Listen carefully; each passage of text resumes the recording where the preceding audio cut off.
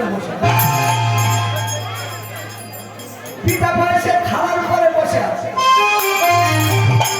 নারায়ণ দাস প্রণামটা শেষ করে বলছে ও সর্ব আজকের আমি ভগবানের নিবেদন দিলে আমার একটা ব্যাংক এসে নষ্ট করে দিল, ওই ব্যাংকটা আমি ধরবো।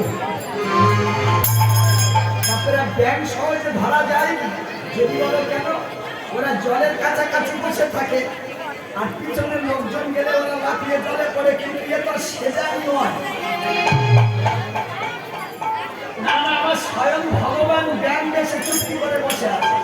আর নারায়ণ দাস পিছন থেকে আস্তে আস্তে গিয়ে বলে অগ্নি ধরে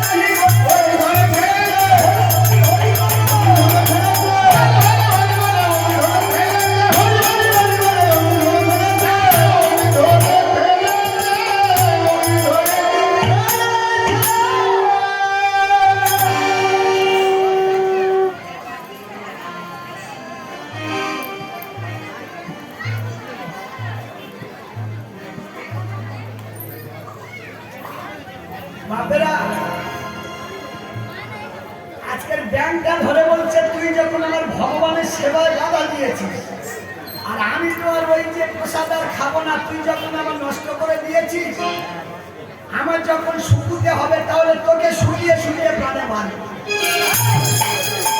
মাগো সঙ্গে সঙ্গে নারায়ণ দাস করেছে কি, সেই ব্যাংকটার কোমরে দড়ি বেঁধে আর পাঁচন বাড়িটা মাটিতে পুঁতে ব্যাংকটা নিয়ে পাঁচন বাড়ির গায়ে ঝুলিয়ে রেখে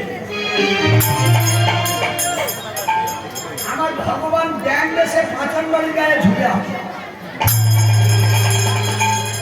এদিকে লক্ষ্মী দেবী খুঁজে খুঁজে খুঁজে খুঁজে খুঁজে